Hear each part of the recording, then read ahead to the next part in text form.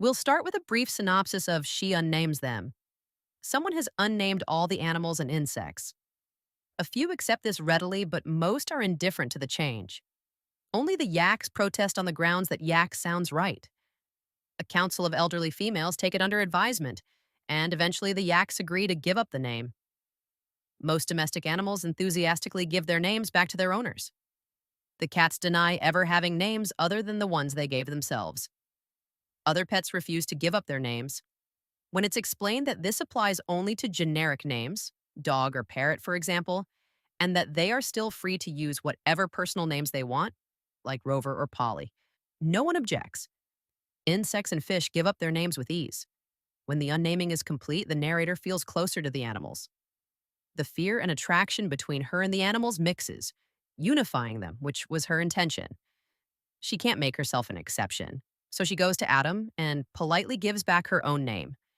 She's prepared to defend her position and so is a bit let down when Adam accepts it without paying much attention. She says goodbye. Adam asks about supper. She says she's leaving with the animals. She realizes that explaining herself would have been difficult because she can't talk glibly as she used to. Her words will have to be much more considered now. She walks away from the house through the trees. Now let's look at some themes, starting with the uses and limits of labels.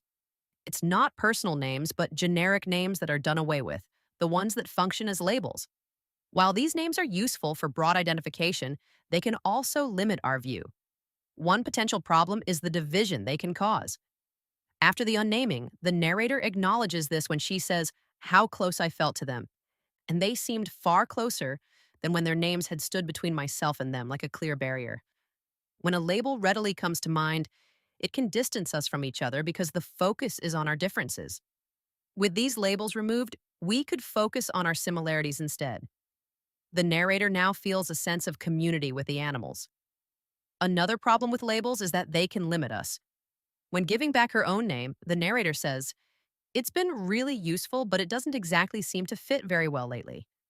Her label of woman implies she should act in a way that's different from how she wants to act. This label doesn't fit well anymore. She needs to move beyond it. This is emphasized when she's saying goodbye. Adam isn't listening to what she's saying and asks when dinner will be ready. Taking the idea of the implications of language a bit further, it can also apply to euphemisms. Using generic terms to describe serious things can affect how we view them. Referring to accidental killings as collateral damage or a murder as rubbing someone out might prevent us from thinking about the seriousness of what we're saying or hearing. Another theme we can consider is the challenge of the artist. As the narrator takes her leave, the results of what she has done could be compared to the challenge artists face, particularly writers. The story's last paragraph indicates the scope of change that unnaming the animals has wrought. The narrator now realizes how hard it would have been to explain herself, and that she could not chatter away. Her words now must be slow and new. She can't use ready-made names and phrases anymore, but must describe everything in a fresh way. Similarly, the writer, especially a literary one or a poet, is always trying to express ideas in a new way. They can't simply chatter away either. Ideally, this will make the audience think about something familiar in a way they never have before. The final theme we'll look at is the rejection of patriarchy or religious authority. The narrator's act of unnaming undoes the work of Adam, which was done at God's prompting.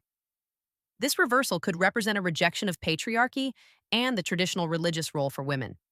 When the narrator gives back her name because it doesn't exactly seem to fit very well lately, the limits of her name are related to the role a woman is expected to fill. One of her reasons for taking this dramatic step is that talk was getting us nowhere. The traditional limits of her label seem to prevent the established powers from even considering her opinion. She decides that her only recourse is to reject this authority by disavowing her label and leaving. Now we'll consider a question. Is the story saying we should do away with all generic names? No, this would be impossible. The story uses the unnaming as a symbol for the themes discussed above and others. Eliminating names wouldn't work because they do have their uses, as the narrator acknowledges. At the story's end, there's an obvious problem with the new state of language. the trees are described as dark-branched, tall dancers. While this is a novel way of describing trees, it still relies on terms we understand with their own implications. We have to know the meaning of dark, branch, tall, and dancer to make any sense of this description. And when we put it all together, we identify it as trees. Even ignoring this issue, we're left with two options with obvious drawbacks. One, coming up with an original description for tree and everything else every time we say it. Or two, calling trees dark branched, tall dancers from now on, replacing one label with another. Clearly, labels aren't a problem in themselves, they're necessary for normal communication. The takeaway lesson regarding labels is brought out at the end when the narrator says her words now must be slow, new, single, and tentative. This implies that before she puts a label on something, she's going to put thought into making sure it fits properly.